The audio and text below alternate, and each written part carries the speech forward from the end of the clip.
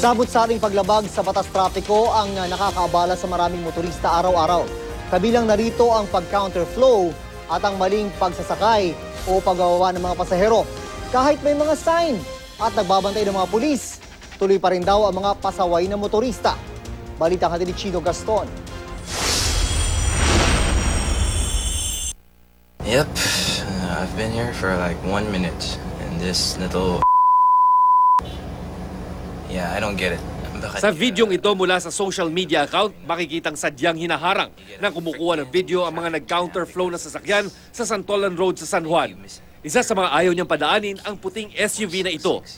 Halata naman sa video na maluwag at mabilis ang takbo ng mga sasakyan sa kanang bahagi ng lane ng kumukuha ng video. Then I saw this white car, the Mazda, was blocking the way. So I was like, this happens every time I pass through here. But you know, they don't do much, just stand around. Nang aming puntahan ng lugar, nabatid naming pinapayagan naman ng traffic enforcers kung minsan ang pag-counterflow.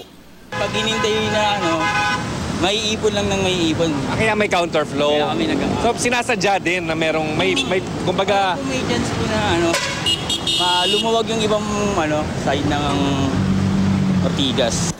Pero makikita rin ang kakulangan ng kaalaman at disiplina sa batas trapiko sa ibang bahagi ng Metro Manila.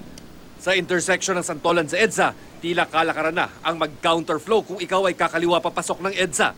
Sa Kamyas EDSA intersection naman, mga pasaway na jeep ang nakabalandra sa mga pedestrian crossing o di kaya nagbababa ng pasahero sa mismong kanto na nakakasagabal sa ibang sasakyan. Kahit may mga sign at may nagbabantay na pulis, tila business as usual. Ayon sa HPG, isa sa mga nagpapatraffic sa EDSA ay ang mga illegal terminal ng mga pampublikong sasakyan. Kahit pa provincial buses lamang ang pwedeng magka-terminal sa kahabaan ng EDSA.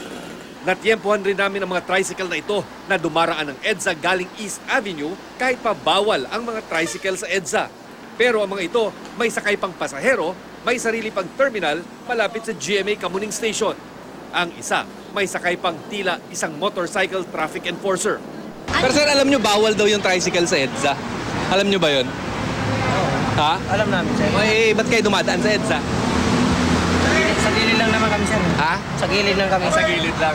Sabi ng ilang pang driver sa loob ng terminal, wag na raw sana silang pakialaman dahil naghahanap buhay lamang sila. Pero sabi ng HPG, lahat ng illegal terminals ay kanilang tatanggalin. Chino Gaston, GMA News.